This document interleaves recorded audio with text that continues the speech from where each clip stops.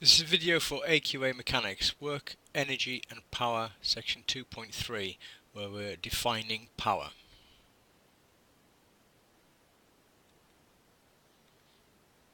We'll consider digging a hole. We can either do it the hard way using a spade, or there is an alternative, which would be to use a large digger to do it.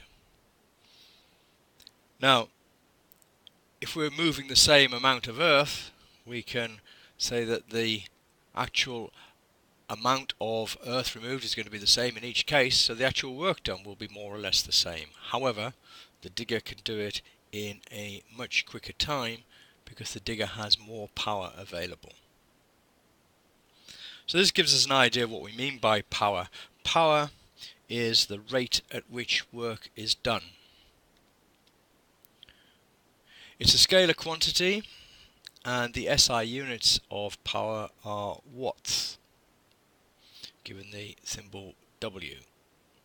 And 1 watt is defined as being the power when 1 joule of work is done in 1 second. So the compound unit, if you like, of a watt is 1 joule per second, or 1 joule second to the minus 1.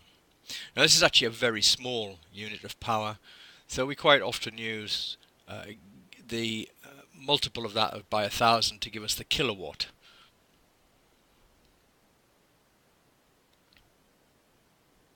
So if we have power as a rate at which work is done, we can say that power is equal to work done over the time taken. In fact, actually this is a little bit of a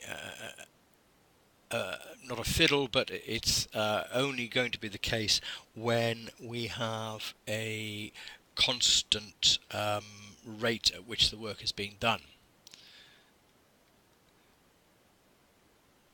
So that really this is only going to be an average over a period of time. If we take the total work done divided by time, then this is the average at an instant.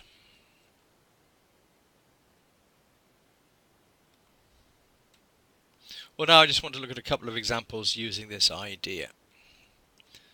The first one is just to find the average power of a lift that carries a load of 2,000 kilograms upwards through 30 meters in 20 seconds. So we can work out the work done. The work done is going to be the increase in the potential energy. So we can say that the work done is equal to mgh, and that will be 2,000 multiplied by 9.8 multiplied by the height that it's rising, 30. And that comes out to be 588,000, so 588,000 joules. So therefore the average divided by the time, so that amount divided by the time of 20 seconds gives us the average power will be equal to 588,000 divided by 20, which is 29,400 watts, or 29.4 kilowatts.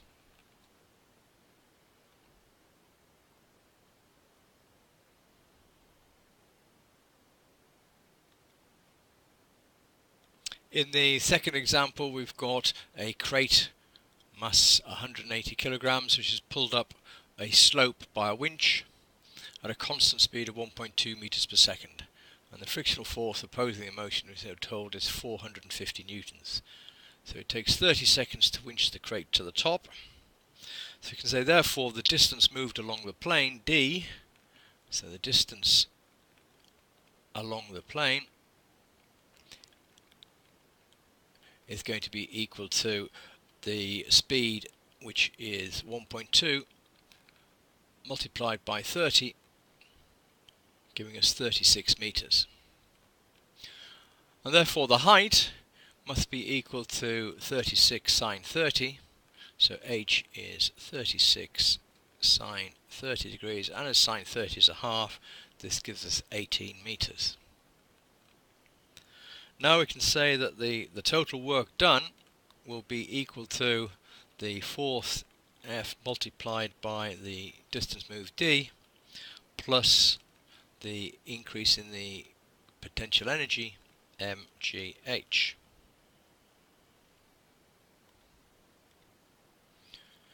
So the force is 450 newtons that we're working against, and that's multiplied by the distance along the plane, which is 36, and then plus mg, so 180 g, and h is 18, multiplied by 18.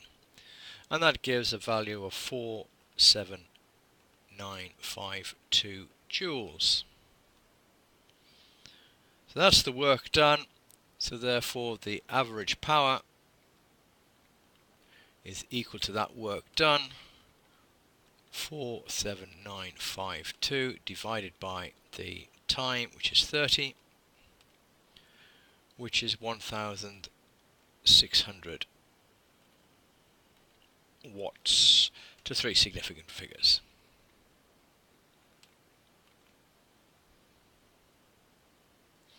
Well, that's the end of this short video, which is looking at power.